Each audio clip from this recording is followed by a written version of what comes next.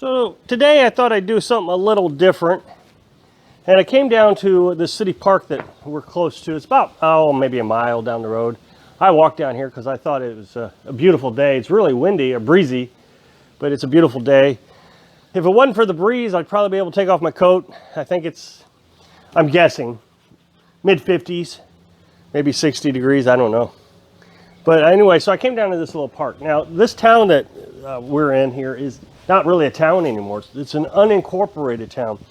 A few years ago, they actually voted to unincorporate it. It means there's no city hall, no police officers, no road crews, nothing.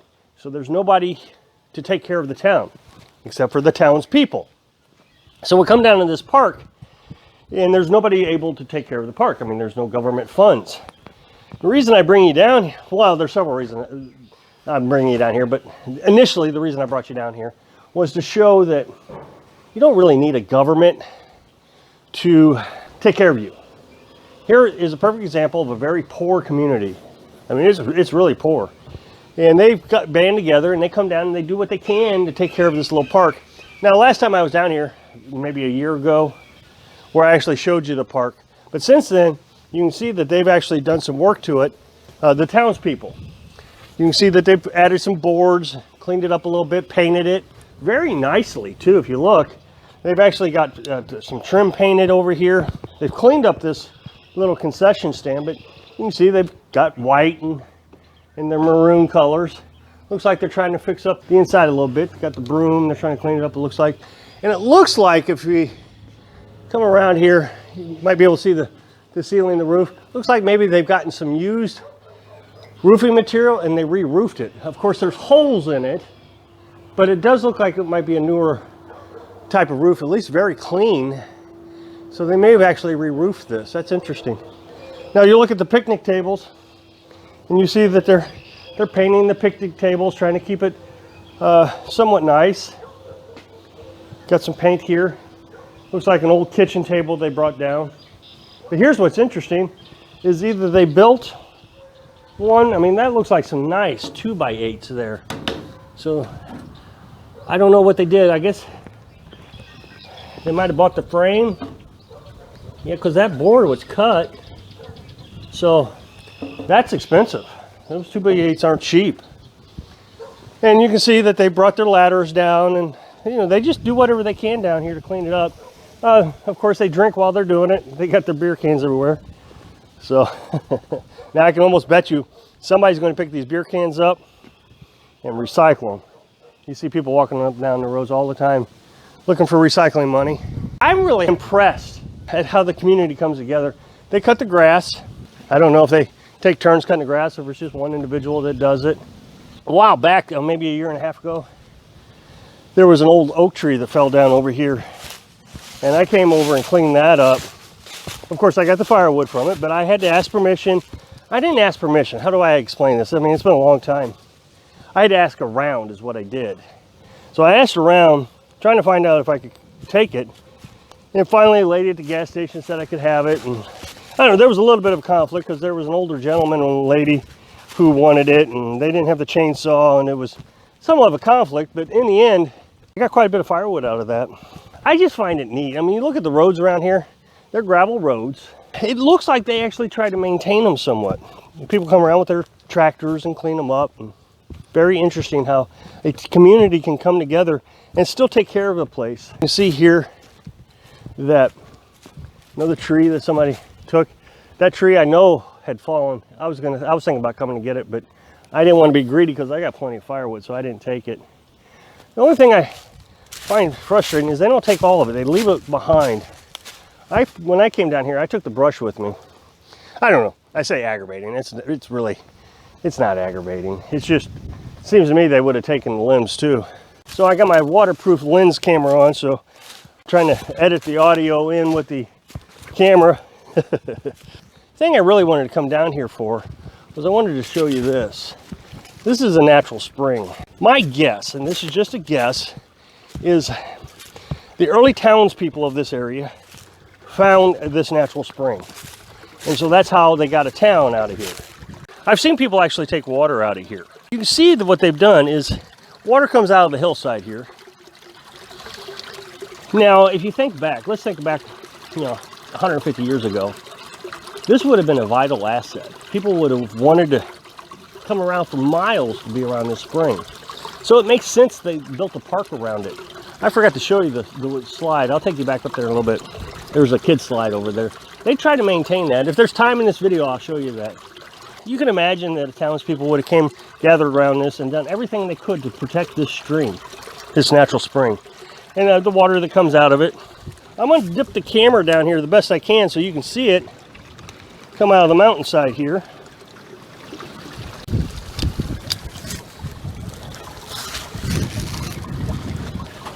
Okay, so right here is the wall. Now you'll see the water level. There's a piece of metal right there.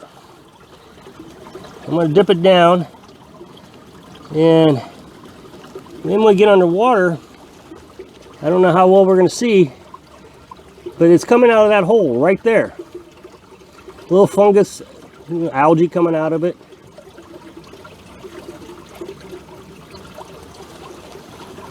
And so what they've done is they built this box around it. Now the box is kind of broken a little bit, so you'll see the box. And what they did is they tried to dam it up. That holds the water level higher on the other side. But the dam has broken, so when you come up to the other side, it's broken loose. So what the townspeople tried to do is they tried to put a concrete block right there to try to dam it up a little bit. That way, when you come over to this side, you can still get your bucket down in there and dip down. So the water level is quite a bit higher over here. So this is the concrete block that they stuck in there. And so you can see that the holes holds back the water right up to the level of the holes in the concrete block. So it gives it several inches of rise in the water level. Because when you come down on this side, the depth is not near as deep.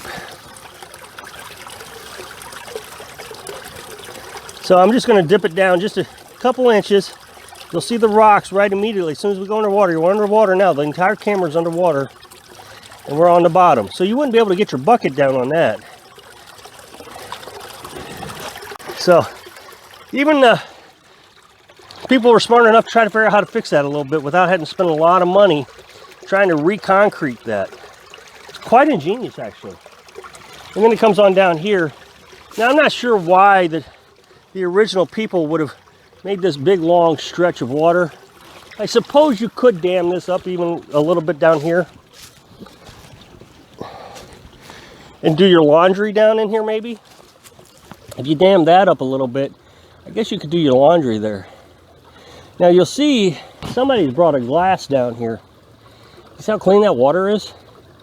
Man. So I would imagine you could drink this. Now of course I would put chlorine in the water.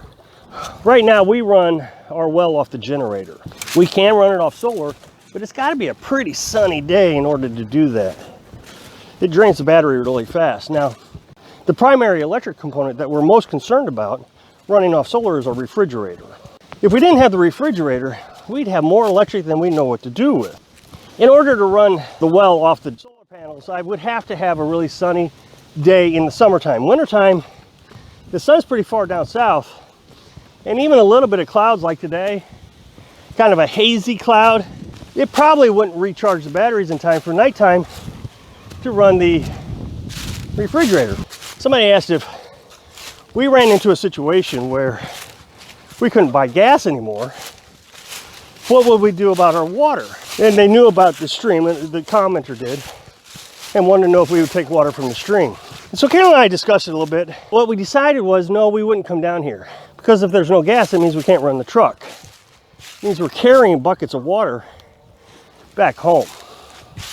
We would still use the well. The reason we could use the well is because we wouldn't have anything else to run. You figure no gas, no food. We wouldn't be able to go to the store and buy food, so we could shut off the refrigerator. We'd have tons of electricity then that we could run the well for a few minutes, say 10 minutes, off the solar panels. That's 150 gallons. If I could get the well, the well doesn't even hold that much water. It wouldn't replenish that fast. So I would have to shut it off because the well pump's 15 gallons a minute, 10 minutes.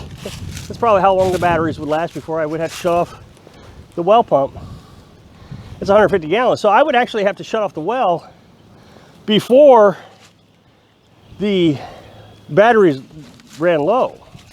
So I mean, it has a pretty significant recovery rate, just not a 15 gallon per minute recovery rate. I think it's like 5 gallons per minute recovery rate is what it is. So I would suck the well dry, then shut it off, wait until the next day maybe, do it again, and it would only take a couple tries before the tank was completely full. What we would have to do for food, because we wouldn't be able to get groceries, we'd have to grow our food. We got the eggs and the chickens, can everything. Now a lot of people say, well, I'll just go hunting if things got that bad. Remember, you're not the only one hunting. That's the problem. But once everybody got out there and started hunting, there wouldn't be anything left. This is the slide I was telling you about. I feel like last year when I came down here, it was a little bit better shape, but you can tell that they tried to repair it, but now there's a missing board. So, but it's not going to fall over because they got this big old cable strapped to the tree, so it's not going to fall over. It's still in pretty good shape. Nice little slide. Nobody uses it. There's no kids around here. It's all grown adults. But they do try to keep things picked up. They got a little swing over here. You know, they wouldn't even have this as a legal swing anymore. They ban this. Oh, you're going to kill your children. Within the last several years, they've replaced, oh yeah, that's a nice little piece of pressure treated wood. That's nice. If you would, I'd really appreciate it if you click on this end screen box right here. Check out my other channel. I hope I can inspire you to figure out worst case scenarios so you can live your dream. Thanks for watching.